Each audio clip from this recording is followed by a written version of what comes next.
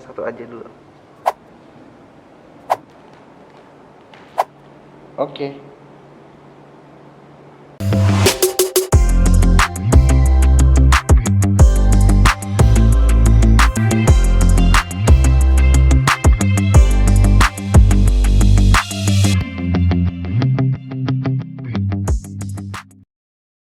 Halo, kembali lagi bersama saya Faris Nova. Cedera ACL merupakan suatu momok yang menakutkan bagi banyak atlet. Cedera atau robekan pada ligamen ini dapat diakibatkan banyak hal, terutama karena olahraga yang memiliki intensitas tinggi.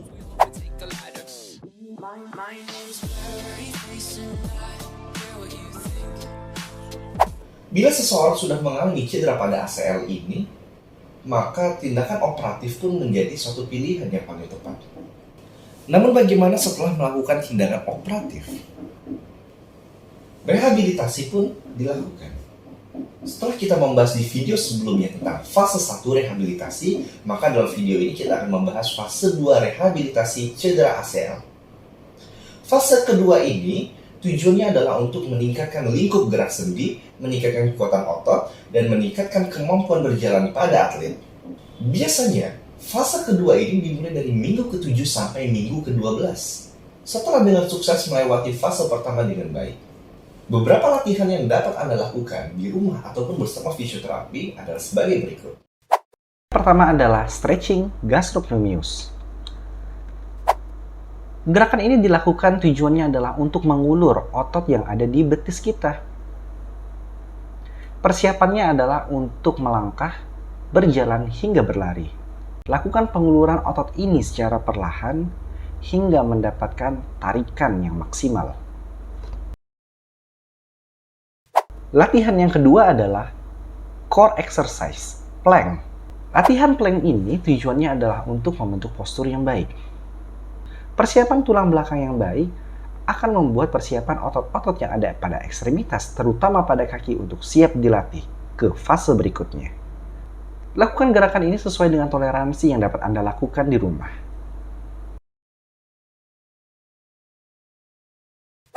Berikutnya adalah side plank. Side plank memiliki tujuan yang sama seperti plank pada umumnya, yaitu membentuk postur. Plank ini memiliki level yang lebih berat jika dibandingkan dengan plank pada umumnya.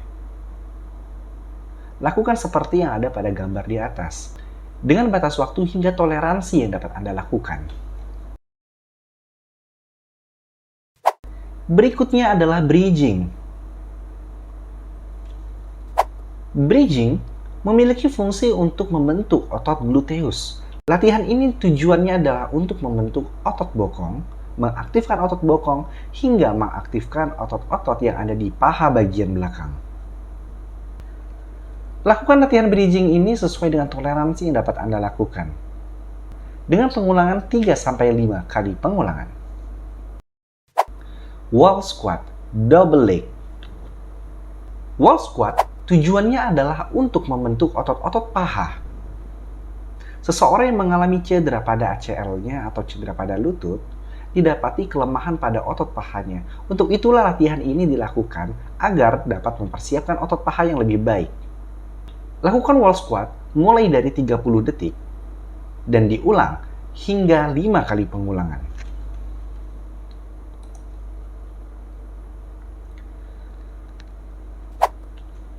Wall squat single leg. Sama seperti wall squat sebelumnya, namun pada latihan ini memiliki level yang lebih tinggi, sehingga membutuhkan waktu yang lebih singkat. Lakukan hanya 10 detik hitungan dan ulangi sebanyak 3-5 kali pengulangan.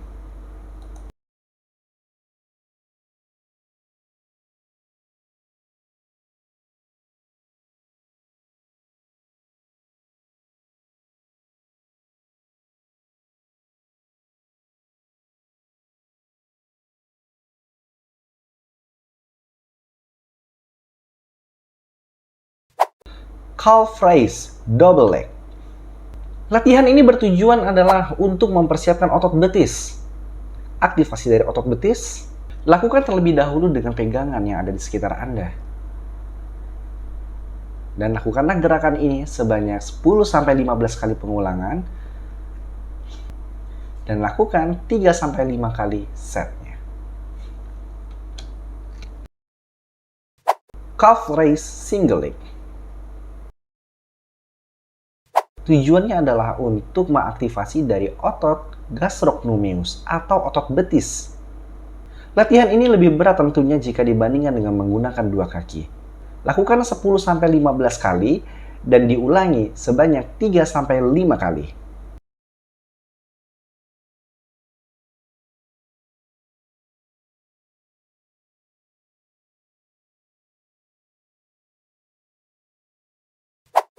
Berikutnya adalah Romanian deadlift.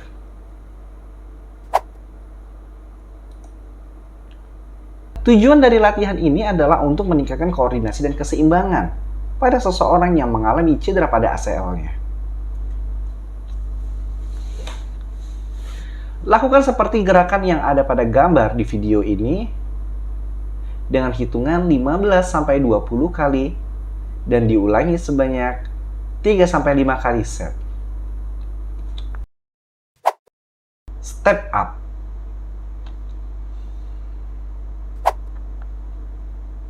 Anda harus mempersiapkan pijakan kecil yang tujuannya adalah untuk Anda melangkah di atasnya. Lakukan gerakan seperti yang ada pada video ini.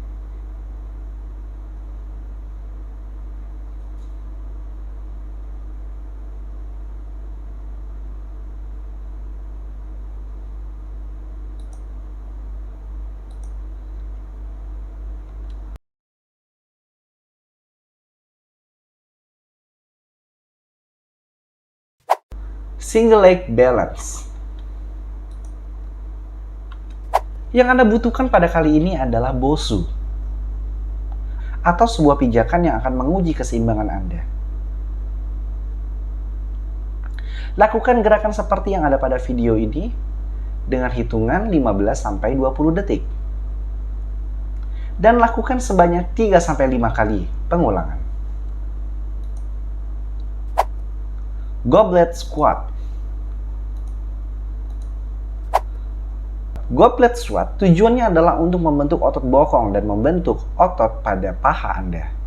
Latihan ini bertujuan adalah untuk mempersiapkan otot-otot yang ada pada ekstremitas bawah Anda dan mengaktifasi otot-otot yang ada di sekitar lutut Anda.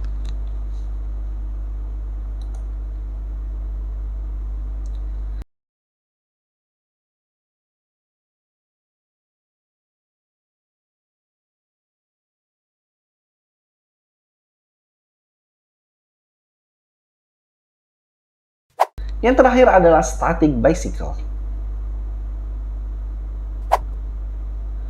Static cycle memiliki tujuan untuk melatih kardio ataupun ketahanan jantung bagi seorang atlet, sehingga mempersiapkan seorang atlet untuk memiliki daya tahan yang baik.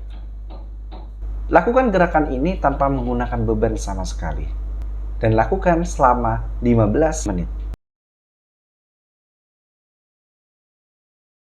Oke, demikian tadi adalah beberapa tips untuk latihan yang dapat Anda lakukan di rumah. Yang terpenting bagi Anda adalah konsistensi dalam melakukan latihan dan tetap kuat untuk melakukan latihan. Tetap semangat dan tetap kuat untuk prestasi di masa depan yang lebih baik. Sampai jumpa!